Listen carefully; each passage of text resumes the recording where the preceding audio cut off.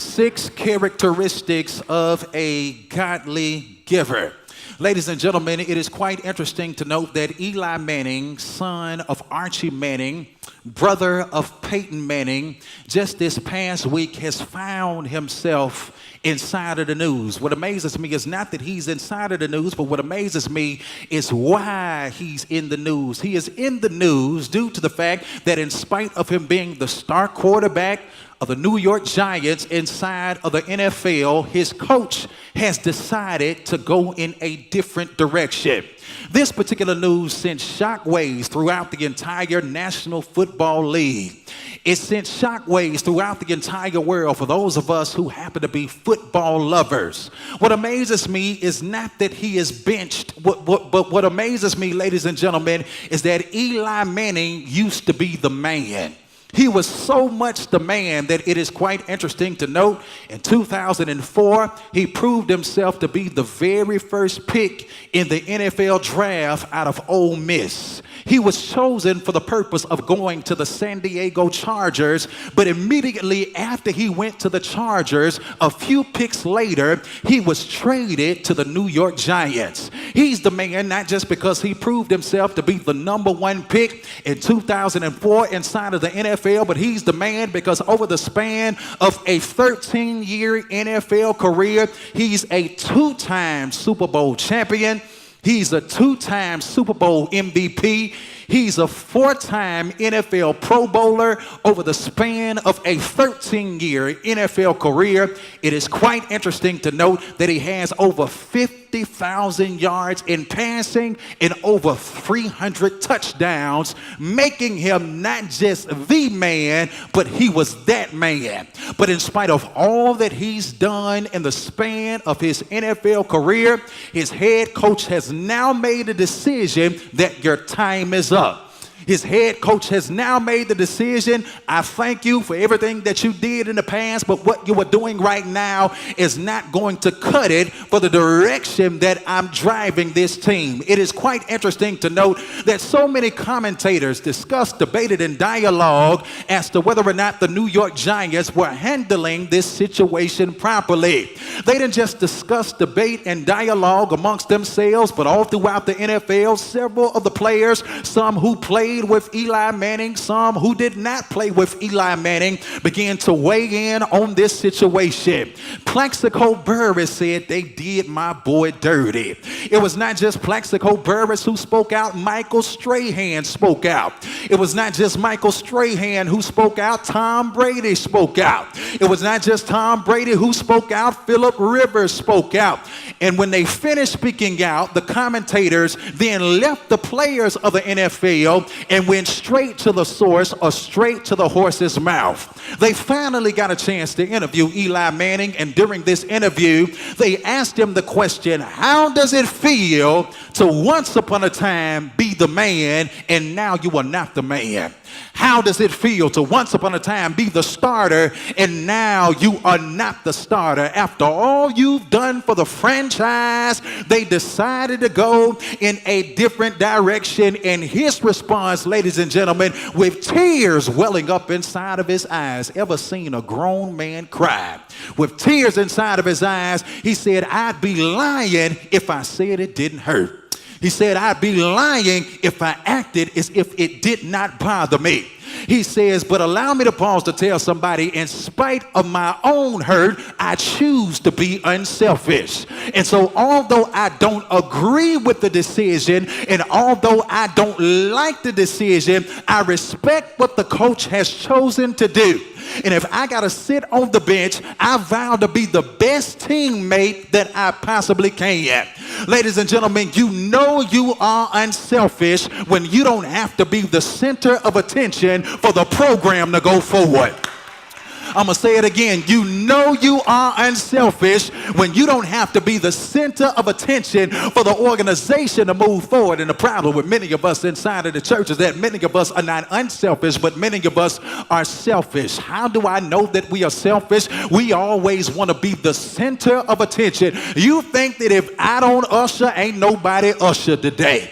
You think that if I don't sing, ain't nobody sung today. You think that if I don't preach, ain't nobody preached today. You think that if I don't worship, ain't nobody worship today. And the church has got it backwards. We got it backwards because you don't even realize that when it comes to the church of the living God, we are not the center of attention, but Jesus ought to be the center of attention. Is there anybody in here under the sound of my voice who can attest to the reality that when I come to church, I thank God for the pastor, but I ain't come to see the pastor. I thank God for the deacons, but I didn't come to see the deacons. I thank God for the choir, but I really didn't come to see the choir. It does not matter if they don't sing my favorite song. I came to have an encounter with Jesus Christ. Jesus said that if I be lifted, you don't have to recruit nobody. You don't have to beat anybody over the head with a Bible just to get them in your sanctuary. But he said that if I be lifted, I'll draw all men unto me. And that's one of the reasons that our church is not growing. We keep lifting the wrong people. God didn't tell you to lift the pastor. He said honor the pastor. And the problem, we've elevated the pastor to the place of Jesus and demoted Jesus down to the place of the pastor. But I wonder if I can just get about 2 or 3 witnesses this morning who don't mind helping me lift Jesus. They get to elbow your neighbor and tell your neighbor, excuse me real quick. I don't mean to be rude. I don't mean to be stuck up. But excuse me real quick. I came to lift Jesus. Is there anybody in here who can attest to the reality that if don't nobody else lift him, I'll lift him all? Lift him all by myself. He makes up inside of his mind that I'm not going to be selfish. But he makes up inside of his mind, I'm going to be unselfish, because when I'm unselfish, I don't have to be the center of attention for God's mission, his vision to go forward. What amazes me is that Eli Manning is not the only somebody who displays the characteristic of what it means to be unselfish, but right here in the text, in 1 Chronicles chapter number 29, David, the second king of Israel, teaches all of us how to be unselfish, especially in the area of our giving. Somebody shout, in the area of my giving. How do I know that David is unselfish in the area of his giving? He's unselfish in the area of his giving because in 1 Chronicles 29, they are making ready to build the temple of Jesus the Christ. It is quite interesting to note that in the Old Testament, the Spirit of God dwelled in man-made temples with hands. But in the New Testament, the Spirit of God no longer dwells inside of a temple that is made of brick and mortar. But in the New Testament, according to 1 Corinthians chapter number 6, verse 19, our body is the temple, which means that for those of us in here who've confessed with our mouth that Jesus is Lord and believed inside of our heart that God raised Jesus from the dead, out of all of the places that Jesus could live, he lives inside of my body. Nevertheless, in the Old Testament, they are building this man-made temple with brick and mortar, and the Bible declares in 1 Chronicles 22 verses 7 through 8, David, the second king of Israel, has a deep desire to build God a house. David, the second king of Israel, has a deep desire not just to build God a house, but to lead the building of the temple inside of the Old Testament. And although he has a God-given desire to build God a house, God says back to David, I'm going to take your idea and give it to somebody else. He says back to David, although it is your idea to do it, you are not the person to do it. What do you do when God gives you an idea and you want with all of your heart for the idea to come to pass, but after he gives you the idea, he takes it and gives it to somebody else in order to get the work done? That's exactly what took place in 1 Chronicles 29. He says, David, I don't need you to build it. The reason I don't need you to build it, you have too much blood that is on your hand. You've killed too many people. Too many people have shed blood at the expense of you being a warrior. And so therefore, as a consequence, David in 1 Chronicles 29 is no longer the man when he used to be the man. It is not just Eli Manning who's no longer the man when he used to be the man, but in 1 Chronicles 29, David is no longer the man when he used to be the man. Once upon a time, he wasn't just the man, he was that man. Somebody shout, he was that man. He was that man because David was a warrior. He had such a gift for war. The Bible declares that when nobody else wanted to fight this uncircumcised Philistine giant, in 1 Samuel chapter number 17, David kills the giant that nobody else wants to fight. When he comes back to Israel, the praise team said, David, you the man. Saul has slain his thousands. David has slain his tens of thousands. He's the man, not just because he's a warrior. He's a man because he's also a worshiper. You remember when the first king of Israel by the name of Saul had an evil spirit from the Lord that was tormenting him. Saul did not send for depression medicine from CBS, but he said, bring me that boy David. And when David walked into the room, he took out his lyre in his heart and he started playing music and worshiping God, and the worship of David was so powerful that it drove evil spirits away from Saul. Is there anybody in here who can attest to the reality? You know what worship will do. This is the reason when I come to church, I don't play church. But when I come to church to worship. Because it is my worship that is so powerful that it drives evil spirits outside of my life. If you never had anything evil to chase after you, then sit there, be quiet, and go to sleep. But if you know you are such a threat to the kingdom of darkness that you got evil chasing after your mind and evil chasing after your heart, I dare you to take 30 seconds and celebrate God like worship will drive out the devil. David is the man, but in 1 Chronicles 29, he's getting ready to pass the kingship to his son by the name of Solomon, and he's no longer the man. And God says, David, you got a good idea, but it's not for you to do. It's not for you to build a temple. You got too much blood on your hands. So let's slide this idea to your son by the name of Solomon. And after God says it's not for you to do, you're not going to be the center of attention. It's for your son to do. The Bible declares in 1 Chronicles 29, verses 3 through 4, that David did not just give, but he gave lavishly so that Solomon could build the temple when it was his idea. Which says, number one, a godly giver is an unselfish giver. Let the church repeat after the pastor. A godly giver is an unselfish giver. Yeah, if the only time you give is when the church does what you want the church to do, that is not of God. But when you understand the church don't belong to the pastor, it belongs to God. And as long as he's leading the church to facilitate God's agenda, it doesn't matter what takes place as long as God is pleased. God says a godly giver is an unselfish giver. When I'm unselfish, I do not have to be the center of attention. Number two, a godly giver is a next generation giver. Let the church repeat after the pastor. A godly giver is a next generation giver. What amazes me is not that David gave lavishly to the building of the temple, although it was his idea, and God decided to take his idea and use somebody else to complete it. But what amazes me is that when he gave, the Bible declares that he gave lavishly so that Solomon could build the temple. The question has to be raised, who is Solomon? Solomon is the third king of Israel, and he's the son of David. Due to the fact that he's not just the third king of Israel, but due to the fact that he came from the loins of David and he's the son of David, that furthermore suggests to all of us this morning that Solomon is in the next generation.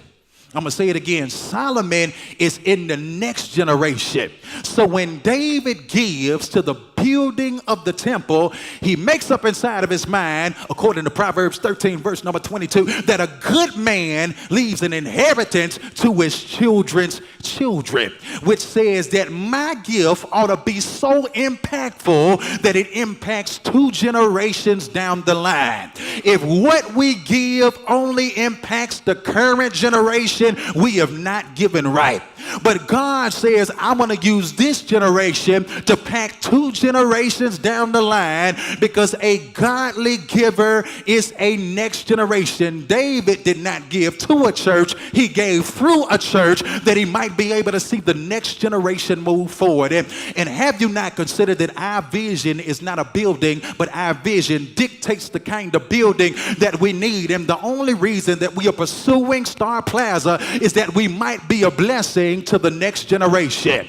Can't you see all of the children in the next generation who won't have to climb high just to get to the bottom because of education at Star Plaza? Can't you see all of our children in the next generation who are not going to be caught up in payday loan traps because of what you are giving? Can't you see seniors in the next generation who are getting ready to be housed because of the housing that's getting ready to take place? And millennials in the next generation won't have to worry about having a place to stay. It is our gift that impacts the next generation.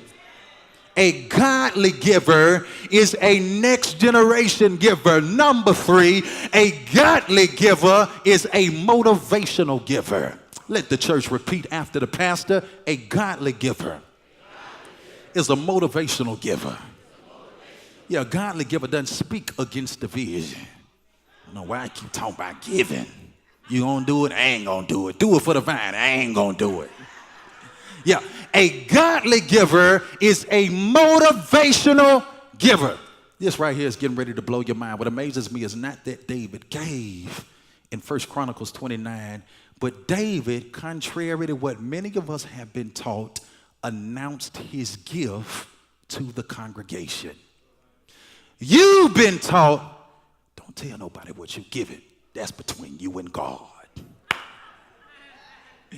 Everybody else want a tax write-off. That's why I don't write my name on no envelope. I just drop it inside of the bucket. It's between me and God.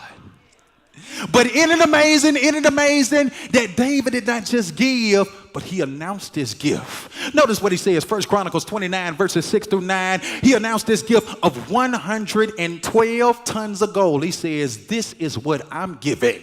He announced this gift of 262 tons of refined silver to the assembly, and the assembly then gave after they saw David give. So the question has to be raised. Number 1, is it wrong or is it right to announce my gift? Because in the New Testament it says, when you give your alms, don't let your left hand know what your right hand is. I got some Bible readers, so I got to clear it up.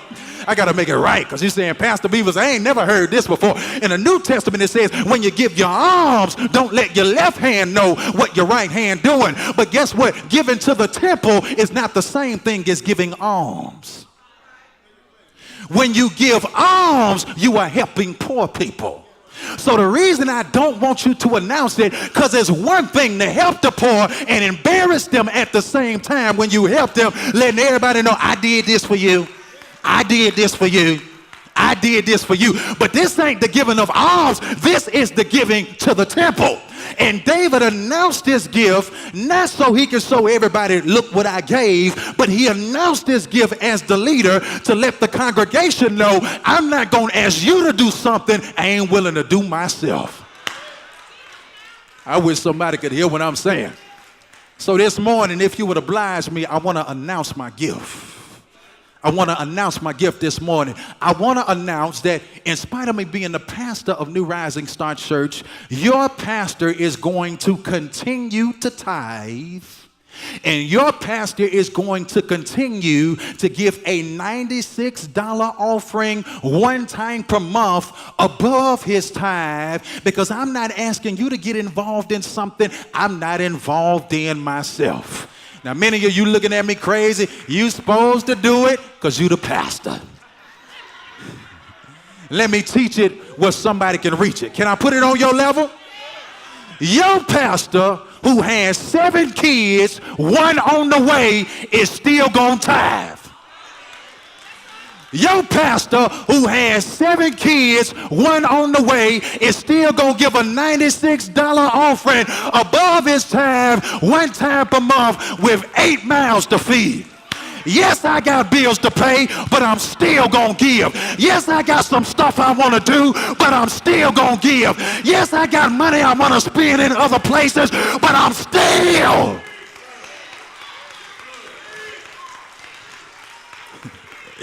And if the pastor can do it, elbow the person beside you and say, I can do it too, Punchinella, Punchinella.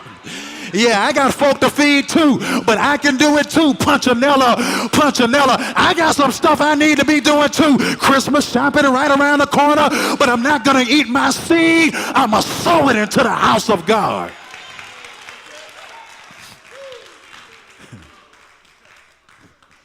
How you going to make it? I don't know how I'm going to make it, but I trust God going to take care of me. I grew up around grandmama and them who used to sing, you can't beat God's giving. No matter how hard you try. And sometimes we got to stop listening to it and start to believe it. Is there anybody in here who really believes that I can't beat God's giving? That I've tried it and I just can't beat God's giving. But every time I turn around, he's blessing me. I don't deserve it, but he's blessing me. I don't know why he keeps on blessing me, but he's blessing me. And so if the only thing that he's asking is for a tithe, you ain't the only one with mouths to feed. You ain't the only one with bills to pay. I got bills to pay. I got mouths to feed. But guess what? Because he said it, I'm going to do it. And he's going to take care of me. He's not a man that he should lie, nor the son of man that he should repent. He said, when you bring the tithe into the storehouse, he said, I'll open the windows of heaven and pour you out a blessing. There won't be room enough to receive. I'll rebuke the devourer for your sake. You will be a delightsome land, and all nations shall call me blessed. God, I got doors open, and I'm barely making it. I need you to open some windows inside of my life. He says, I'll do it.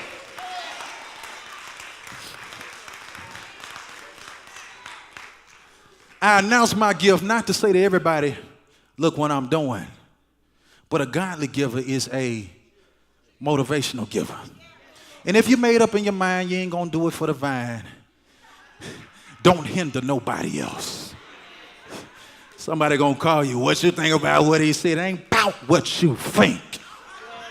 Either I'm going to surrender to the Spirit of God that is over this house, or I'm not going to do it. But if I'm not going to do it, I'm not going to hurt somebody else. Between me and God. Everybody shout motivation. Better get on your job. Say it again, motivation. Number 4, a godly giver is a willing and a joyful giver. Yeah.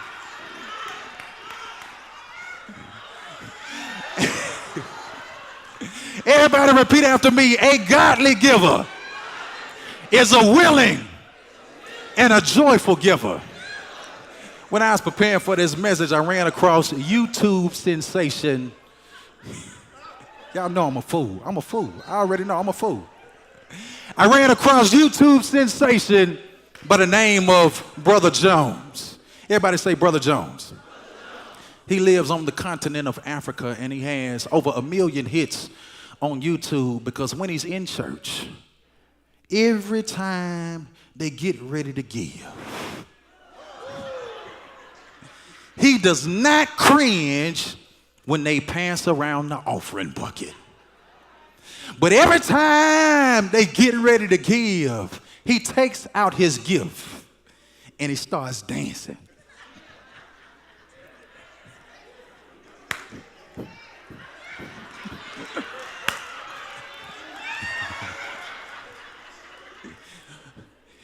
He starts dancing, and he doesn't give begrudgingly or of necessity, but he gives with joy. He gives with cheer. He gives with a willing heart. And when they interviewed him, they asked him, why do you dance and have so much joy when everybody else is cringing during the passing of the offering bucket? He says, I don't have anything to cringe about. I said, Brother Jones, what you mean you ain't got nothing to cringe about? God has been good to me. Yeah. You don't know what he's done inside of my life.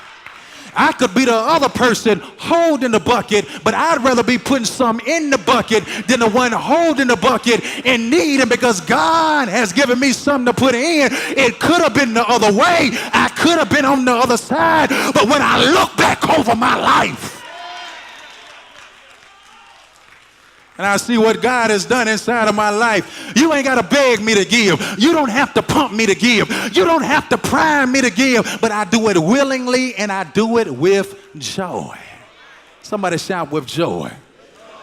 1 Chronicles 29, after David leads the giving, the Bible declares that the assembly who followed David's lead gave willingly and rejoiced over their gifts. I wish somebody could hear what I'm saying. I'm going to say it again. The assembly who followed David's lead gave willingly. Somebody shout willingly. And they rejoiced over their gifts. A godly giver is a willing and a joyful giver. Number 5, godly givers know the principle of stewardship. Everybody repeat after me. A godly giver knows stewardship. A steward is the manager of somebody else's resources. When I understand that God is the owner, I'm just the possessor, I have the principle of stewardship. It's not my money, it belongs to God. How do you know that? Where is that in the Bible? Psalms 24 verse 1. The earth is the Lord's, the fullness thereof, the world and they that dwell therein. He owns a cattle on 1,000 hills. Everything that I have belongs to God. It's in my possession, but it belongs to God. And when I am managing somebody else's resources, I can't take their resources and do as I please with somebody else's resources. I got to take their resources and do what they tell me to do, because contingent upon what I do with their resources is contingent upon whether or not they trust me to give me more. So many of us say, I tithe, I'll give when you give me more. God is saying, no, let me see what you're doing, what I already have given you, to see if I can trust you with more. Notice after David leads the offering in 1 Chronicles 29, verse number 14, he prays and he says something in his prayer that strikes my attention. He says, but who am I and who are my people that we could give anything to you? Who am I, God? I want a fixed income. God can do a lot with a little when you put it in his hands. Yeah, and who are my people that we could give anything to you? He understands stewardship. Everything we have has come from you. And we give you only what you first gave us. Yeah, there's an extreme difference between leasing and between buying. When you buy something, you're the owner, but when you lease it, you use it, although you don't own it. Many of us are not car owners. Some of us are leasing. Many of us are not home owners. Some of us are renting.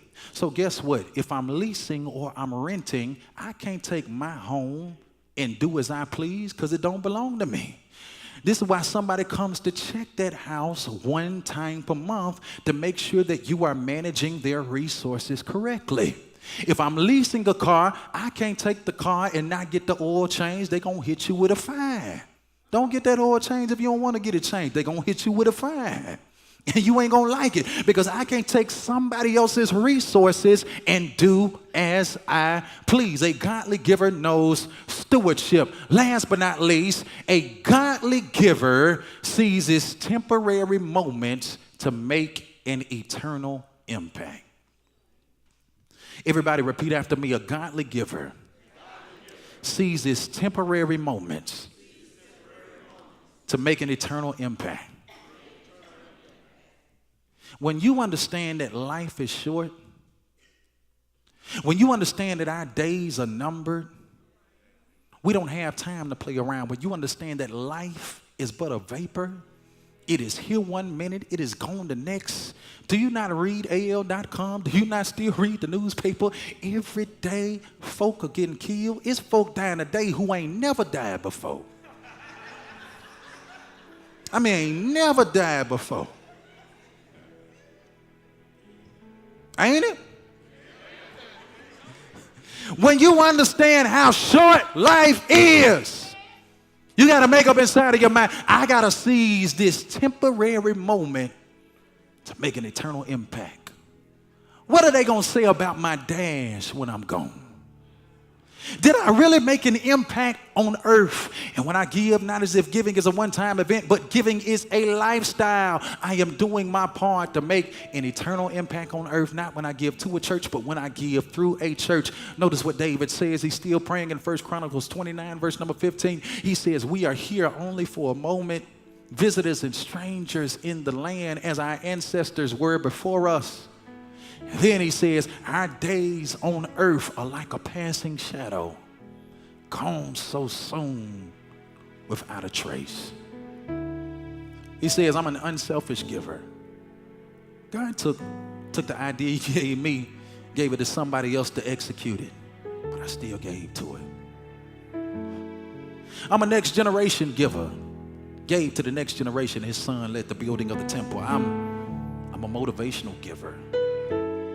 I'll announce it not so you can look at me, but so that you can know that I'm not going to ask you to do anything I ain't already doing.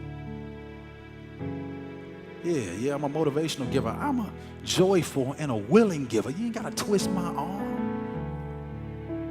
God been too good to me. And I can do this because I understand the principle of stewardship. Everything that I have belongs to him. And because I want to take this temporary moment to make an eternal impact. Everybody stand to your feet.